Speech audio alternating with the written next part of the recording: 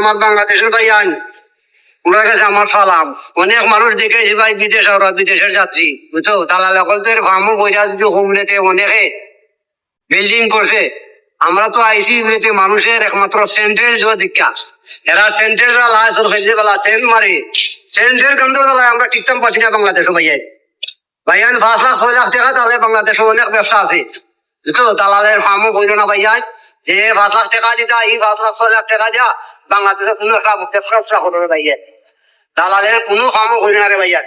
এখানে আইলে যদি কবলেতে আমার ভাই আছে, আমার বাতিজা আছে, আমার মামু আছে বিদেশ রাখে, এরা আমার রিসিভ করবো না, এরা খেয়ে ওরা থুকাইয়া ভাইটা না রে ভাইয়াই বুঝছো, খেয়ে ভাইয়া না ভাইয়াই।